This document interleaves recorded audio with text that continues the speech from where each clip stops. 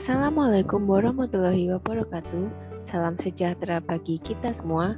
Shalom, Om Swastiastu, Namo Buddhaya, salam kebajikan. Halo semuanya, perkenalkan nama aku Cindy Cayani Amanda dari TPHP Genap Angkatan 2020. Kali ini saya akan menjelaskan mengenai effect of oligofructose enriched inulin addition before and after the extrusion process on the quality and prandial glycemic response of corn snack. Nah, berikut jurnal yang saya pakai. Saya ambil dari jurnal Food Bioscience. Untuk hal yang akan dibicarakan pada presentasi kali ini, yang pertama ada introduction, material and method, result and discussion, dan yang terakhir conclusion. Nah, seperti yang kita tahu, makanan ringan ini merupakan makanan yang sangat populer, padahal makanan ini biasanya tidak bergizi. Nah, makanan ini biasanya diproses dengan pengolahan ekstrusi. Apa itu pengolahan ekstrusi? Yaitu camilan diperoleh dengan pemasakan ekstrusi dari makanan sereal, diikuti dengan pelapisan permukaan bahan-bahan beraroma berbeda yang dicampur dalam media lemak atau minyak dan diaplikasikan menggunakan teknik penyemprotan untuk meningkatkan rasa dan mouthfeel.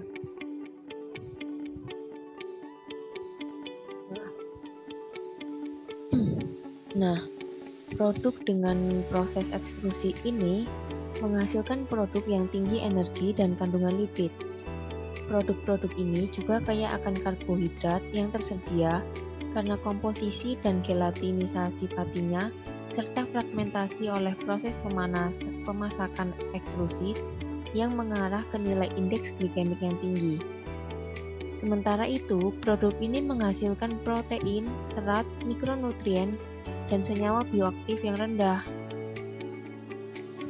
Nah, ekstrusi ini memerlukan suhu tinggi, tekanan tinggi, dan waktu yang singkat. Teknik pemrosesan hanya membutuhkan biaya rendah sehingga banyak orang yang berlomba-lomba untuk memodifikasi proses pengolahannya agar produk memiliki kandungan yang lebih bergizi dan menyehatkan. Nah, tren modifikasi saat ini berfokus pada koekstrusi makanan sereal dan bahan baku kaya serat makanan atau serat makanan komersial untuk ditingkatkan kandungan serat ekstrudat. Namun demikian, ketika serat ditambahkan dalam ekstrudat, mereka tidak hanya mempengaruhi nilai gizinya, tetapi juga sifat fisikokimia dan sensorik.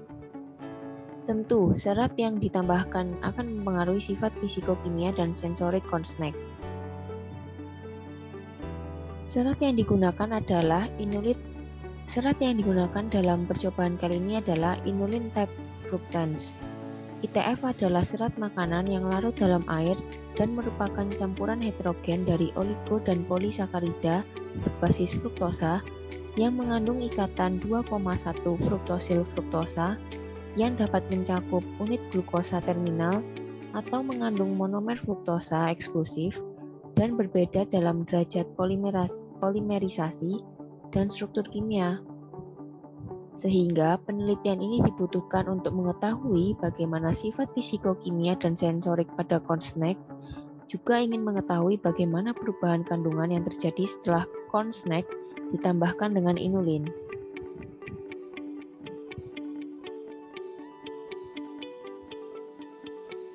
Kemudian bahan dan metode. Bahan yang digunakan ada 4, yaitu makanan ringan, rasa bacon flavor, garam, dan tentunya oligofructose enriched inulin.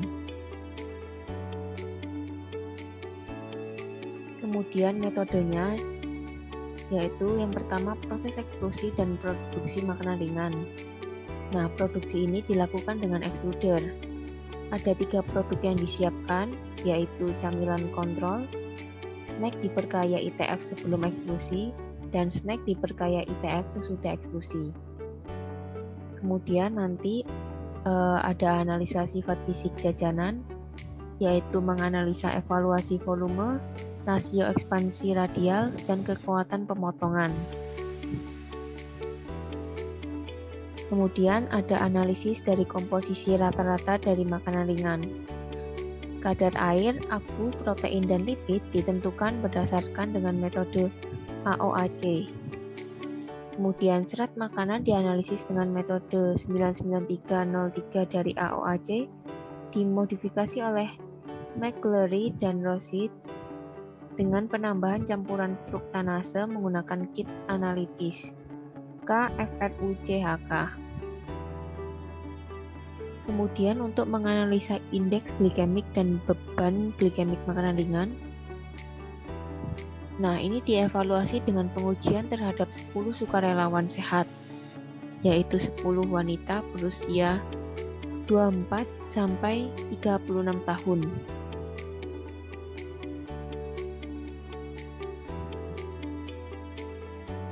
Kemudian analisis tingkat kesukaan terhadap jajanan yang berkaya, yaitu menggunakan skala hedonis 9 poin dengan 9 yaitu sangat suka, 5 tidak suka, dan 1 sangat tidak suka.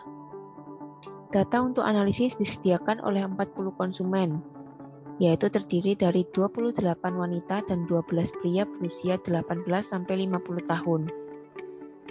Kemudian, percobaan ini juga menggunakan pertimbangan etis, yaitu semua peserta menandatangani formulir persetujuan sebelum pendaftaran dalam penelitian.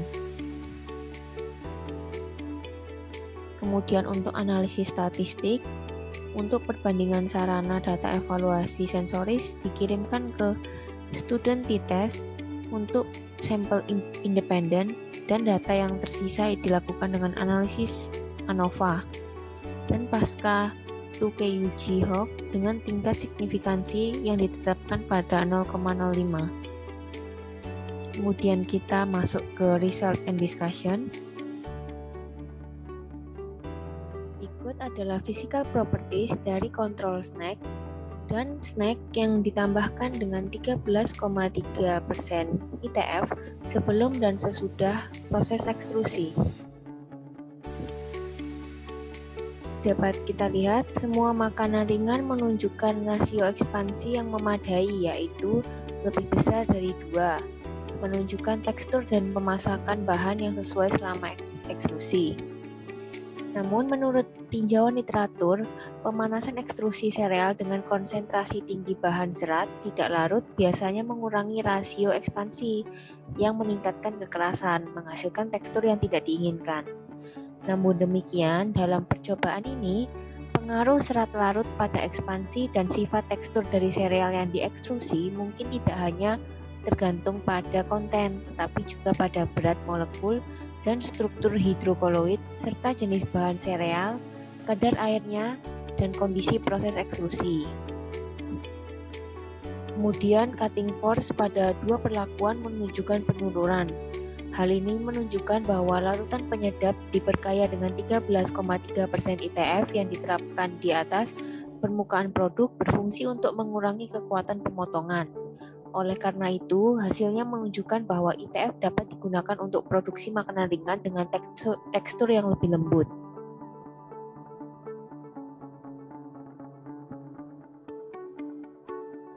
Berikut adalah perbandingan komposisi control snack dengan snack yang ditambahkan 13,3% ITF sebelum dan sesudah ekstrusi.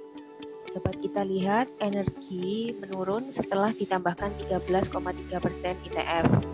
Nah, hal ini sesuai yang diharapkan karena sebelumnya energi yang ada pada makanan ringan itu tinggi dan kita mengharapkan bahwa energinya bisa turun dengan adanya ITF. Kemudian, kadar air jajanan yang diperkaya ITF setelah ekstrusi lebih tinggi dibandingkan dengan kedua jajanan lainnya. Perbedaan ini disebabkan oleh larutan pelapis dari fruktan karena komponen ini bersifat hidrofilik dan mempengaruhi resistensi air selama tahap pengeringan proses pelapisan.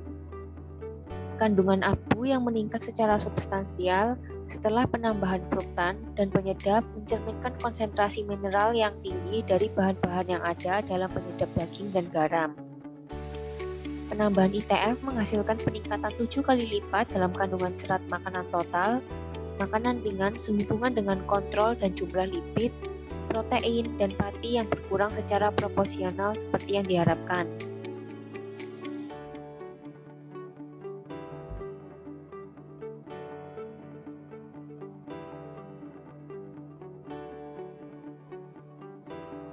Berikut adalah grafik glycemic index atau yang disingkat GI dan grafik glycemic load atau yang disingkat GL. Bisa kita lihat bahwa yang tinggi adalah kontrol snack dan mengalami penurunan pada snack yang diekstrusi dengan penambahan ITF. Nah, hal ini menandakan bahwa penambahan ITF sebelum atau sesudah ekstrusi berpengaruh positif terhadap kualitas makanan ringan dalam respon glikemik. Adanya serat makanan berkaitan dengan penurunan respon glikemik. Karakteristik ini berkaitan dengan peningkatan viskositas pencernaan, menunda pencernaan dan penyerapan karbohidrat. Kemungkinan adanya serat yang melapisi pati mencegah hidrolisis enzim amilolitik. Mekanisme serat makanan mempengaruhi pengurangan GI dan menipiskan jumlah karbohidrat yang tersedia sehingga berkontribusi pada pengurangan GL. ITF menyajikan viskositas rendah yang mungkin tidak merusak reologi material di dalam ekstruder sehingga memungkinkan rasio ekspansi serupa dengan camilan kontrol. Oleh karena itu, ITF tidak mengubah struktur dan tekstur produk, namun viskositas rendah ITF sedikit menunda respon glikemik snack jagung dan mempertahankan karakteristik GI yang tinggi. Nah, berikut adalah grafik nilai sensorik antara snack kontrol dan snack dengan penambahan 13,3% ITF. Dapat kita lihat pada grafik bahwa nilai sensorik pada snack dengan penambahan ITF sedikit lebih rendah daripada kontrol. Namun, perubahan yang tidak terlalu banyak ini menunjukkan bahwa makanan dengan penambahan ITF ini masih bisa diterima baik oleh konsumen. Kesimpulannya, pengayaan makanan ringan yang diekstrusi dengan 13,3% yang diperkaya oligofruktosa baik sebelum atau sesudah proses ekstrusi menghasilkan produk yang menggabungkan kualitas tinggi dan penerimaan dengan pasokan serat makanan prebiotik yang substansial dan beban glikemik sedang. Kedua pendekatan yang dilaporkan dalam penelitian ini merupakan alternatif yang menjanjikan untuk memenuhi permintaan konsumen akan produk yang sehat, baru, siap makan yang diperkaya dengan kandungan serat tinggi dan dengan daya tarik sensorik. Sekian presentasi saya kali ini, mohon maaf apabila ada banyak kekurangan dan kesalahan. Terima kasih.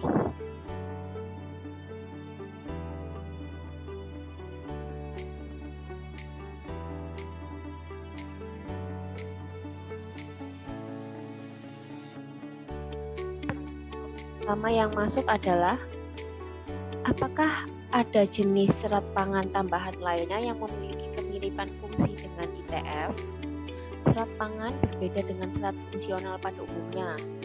Nah, serat pangan ini diperoleh melalui suplemen atau makanan yang difortifikasi. Serat pangan sebenarnya merupakan salah satu jenis karbohidrat. Yang khas adalah serat pangan berasal dari tumbuhan dan tidak dapat dicerna oleh usus halus. Jadi, serat pangan berbeda dengan jenis karbohidrat lain seperti nasi atau kentang yang dapat dipecah-pecah menjadi gula dan diserap oleh usus. Nah, ITF sendiri merupakan salah satu jenis inulin yang larut dalam air. Serat larut dalam air memperlambat pencernaan dan penyerapan makanan di dalam usus. Sebagai akibatnya, gula darah akan lebih stabil dan kolesterol darah lebih terkendali. Inulin yang diproduksi terbagi menjadi beberapa bentuk, yaitu ITF sendiri, kemudian cicori inulin yang merupakan ekstrak dari akar cicori, kemudian yang terakhir inulin berperforma tinggi.